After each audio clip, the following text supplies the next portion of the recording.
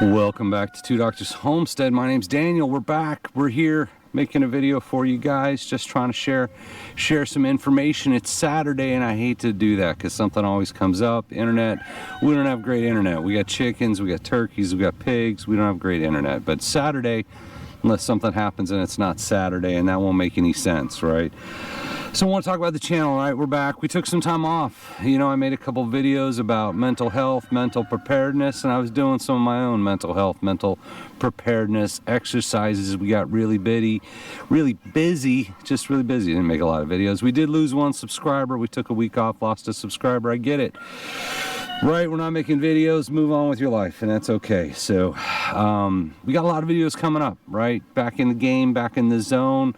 We've been working with some vendors to pull in some pretty cool gear that I want to share with you. So you're going to see some gear review videos, some pretty cool stuff. I'm excited about it, excited to get those partnerships going. We get the gear, we show you the gear, everybody's happy, right? You get to see some cool stuff. We're working on those. So it is Saturday, it's beautiful, beautiful Texas. We'll hit you with the weather for a second. It's not really, haven't had a lot of fall. I got a pig coming at me, we'll see what happens here. Haven't had a lot of fall yet, a couple cold days, it's back to being warm, but we'll see. I'm sure winter is coming. So election, 10 days till the election. Got a piggy here. 10 days till the election. Time to get ready, right? Time to vote. Get out and vote. Don't care who you're voting for. A year ago we said we weren't going to get too political. I feel like we've held to that. Certainly tried to hold to that on YouTube. Trying to get too political, but get out and vote. And the election's what I want to talk about, right? Get your votes in. It's all very important. All right, and I'm back. Sorry, pigs came over, they found me. I just gave them a little food, but you get a big pig against a plastic tripod, you can see who wins there. But all right, sorry. Back on focus here, 10 days till the election. Get out and vote, right? Super important, gotta vote. But there's some stuff we gotta talk about of what might happen as part of the election, what might happen after the election, and how you need to prepare for it. So study I saw, survey, ad, whatever you want to call it, 58% of voters believe the vote will be counted correctly. 52% will accept the election results if their candidate loses. 58% trust it, 52% accept it. That's not a lot. Those numbers aren't great, right? And that could lead to a lot of situations that may come up, right? That we're going to talk about, things like civil unrest or worse, right? When you look at surprisingly solid mathematical case, the tinfoil hat gun prepper. He said 37% chance in your lifetime using hydrology mathematics of major civil unrest, I'll say, or worse, civil war, revolution, whatever it is. 37% chance in your lifetime, in any given lifetime. I think where we're at today, where we're at going into this election, that number might be higher. When you look at what happened in J6, right, you go back 4 years, some people call it an insurrection, some people don't agree with that, but that's something that happened as part of, right, as part of the transition of power.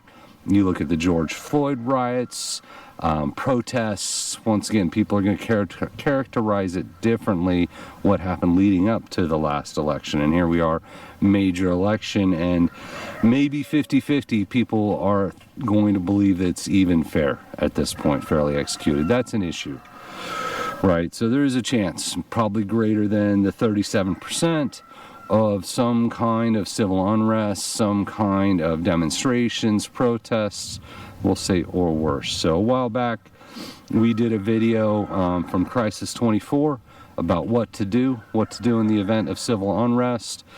And I want to walk through that, right? I want to go back through, kind of talk about some of that advice, hit on those key points, and talk about how to prepare. Beyond getting out and voting, enjoy Halloween if that's your thing. I know some people don't believe in Halloween, some people don't like Halloween. If that's your thing, enjoy Halloween. Give out the candy to the kids, have time with your family, right? But in the event we see civil unrest, maybe not nationwide, maybe just in your area, what should you do? So let's go through that list, and then I've got a few more things I want to talk about. Before leaving your accommodation, check local media, your company, security platform, local embassy or consulate For reports of demonstrations, rallies, stay away from those areas. If you know there's a major protest, go around it. Don't try to go through it. Don't try to get in the middle of it unless that's your thing. Ensure your phone is fully charged and you have copies of travel documents, emergency contact numbers. Once again, that depends on where you're at, whether you're overseas, whether you're local. Allow yourself plenty of time to arrive at your planned location, allowing for route changes. Avoid locations where police and security forces are conducting operations or expected areas where they clash. So before leaving, make sure you know the situation, situational awareness, what's happening, where is it happening, and be prepared, right? Have your information you need. Give yourself plenty of time. If you're caught in a demonstration while you're driving, if you see a gathering, rally, demonstration ahead of you, turn off the road as soon as possible, but ensure the road is not a dead end, that you're able to maneuver around the gathering safely. If you unexpectedly turn a corner and find yourself amongst demonstrators, remain calm, ensure your doors are locked, keep the vehicle revs low, don't be sitting there revving your engine, and speed down so not to draw any more attention than you already have. Quickly assess the best direction, side street to head so as to remove yourself from the area. Do not drive through a crowd, don't run people over. It will not make the situation better. If you're unable to drive away, it's recommended to park the vehicle, lock the car and leave it, take shelter in the nearest safe location. If the crowd is upon you quicker than you anticipated, stop to the side, switch off the engine, lock the doors, remain calm. If you're walking outside, remain calm. The demonstrators do not know who you are and will believe you're part of their protest. Be confident, don't draw attention to yourself. Walk with them and remain discreet. Slowly move to the edge of the crowd. Stay away from the aggressors, ringleaders. Look for a safe exit away from the crowd and slowly walk away. Don't run. This will bring attention to yourself. If you're caught up in a dense crowd, stay away from glass shop windows and doors. Stay firm on your feet and move with the flow until you're able to move in a safe direction. Should you be mistaken by the police security forces as a demonstrator and get arrested, do exactly as they say. Do not resist. It says contact your embassy. Right, obviously if you're in the U.S., you're not contacting the embassy.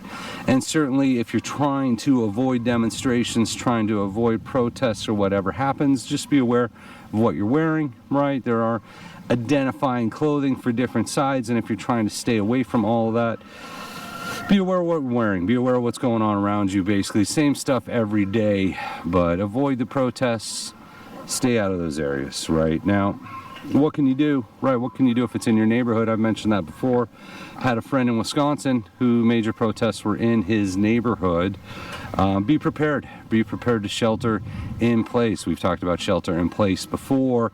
Have a safe room in your house. You may not have a safe room with metal walls and steel doors and all that, but have an inside room you can go into. Food, water, shelter, medicine, all that stuff in the room, place you can go if you need to get away from the windows. But then also have an exit plan, right? There could be fires. We've seen fires in demonstrations before. That's your exit plan. How do you bug out, right? How do you get to a safe place? Make sure you have a full tank of gas in your car. You may want some supplies staged in your car in case you need to just bug out. So you need to appraise your situation, know where you're at, know the likelihood of something happening, but both shelter in place and a bug out plan in the event of fire or anything else, and think of where you would go. You don't want to just get in the car and drive off into the distance unless that's your only plan and that's the safest thing you can do. Now, in terms of self-defense, right, if you don't already have self-defense tools, self-defense plans, self-defense training, there's not a lot of time, right, between now and when something might happen, unless it doesn't happen, and we certainly hope it doesn't. But just looking at the numbers, it feels like there's a possibility, at least somewhere to some extent, we're going to see some upset people. I've talked about that. If you're going to get a firearm, you need to get training. You need to understand how to use it safely. You need to understand the loss, right? You don't want to just go around shooting people willy-nilly because you just bought your first gun. It's not really the time for that. Certainly that is an option. Something we always encourage is to be prepared to defend yourself, defend your family. But there's some thought that needs to go into that, right? You need to be trained. You need to understand weapon safety. Even look at the insurance, right? We've talked about insurance before, self-defense insurance. There's a lot of factors around that, right? But certainly how you would defend yourself, how you would defend your family, that's not something you want to figure out on the fly at the last minute, right? So that's it. You know, big election coming up. A lot of stats that aren't looking great in terms of people are going to accept the election, and then how long before we even know who actually won the election and what impact is that. We see people saying it could be days to count the votes, see people saying it could be weeks to count the votes, right? We're just getting into that time. We've been talking about this for over a year now, that it was a contentious election. We're seeing that now. We're seeing that play out.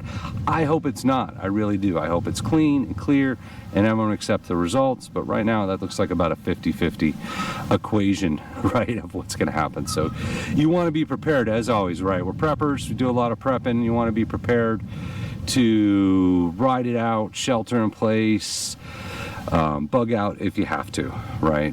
So as far as content goes, once again, thank you all. We appreciate everybody for watching. As always, we're back. We're going to try to make some more videos. A lot of gear reviews coming your way. We've been working with vendors on that. If you're not sure and you want to leave a comment, we love it. Just check in, let us know where we're at. Trying to meet people, trying to socialize, trying to connect people together in a community and seeing where people are at. Don't give your home address, right? But you can say your state, what state you're in. I don't think that's going to give away too much OPSEC. But yeah, reach out, check in, let us know where you're at, let us know how you're doing. We want to know how everyone's doing. But always get out and vote, right? And thank you for watching, and we appreciate you.